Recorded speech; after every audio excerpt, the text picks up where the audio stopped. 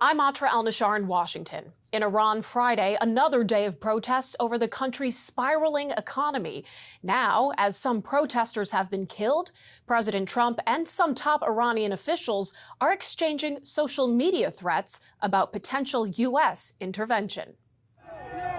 President Trump threatening U.S. involvement as protests in Iran turn deadly.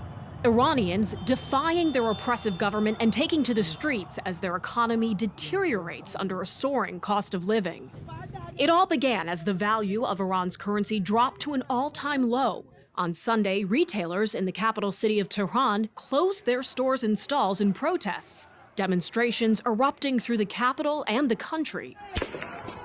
As of Friday afternoon, 10 people have been killed, according to a Kurdish human rights organization, which has released some of their photos. At 3 a.m. Friday, President Trump posting, "If Iran kills peaceful protesters, quote, the United States of America will come to their rescue. We are locked and loaded and ready to go." In response, the Secretary of Iran's Supreme National Security Council writes in a translated post, Trump must realize that U.S. intervention in this internal matter will lead to destabilizing the entire region and destroying American interests. The American people must know that Trump is the one who started this adventure, and they should pay attention to the safety of their soldiers. The Speaker of Iran's parliament saying, the disrespectful president of America should also know that with this official admission, all American centers and forces across the entire region will be legitimate targets for us in response to any potential adventurism.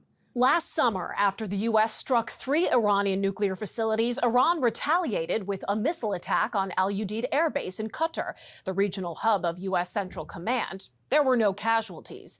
Earlier this week, President Trump said this about a potential second U.S. strike on Iran. I hear that Iran is trying to build up again, and if they are, we're going to have to knock them down. We'll knock them down. We'll knock the hell out of them. 2 days later, Iran's president implied the U.S. cannot defeat them with bombs, fighter jets, and missiles. If we remain determined, united, and committed to working together to make our country proud, it would be impossible for them to bring Iran to its knees. In Washington, I'm Atra Al-Nashar reporting.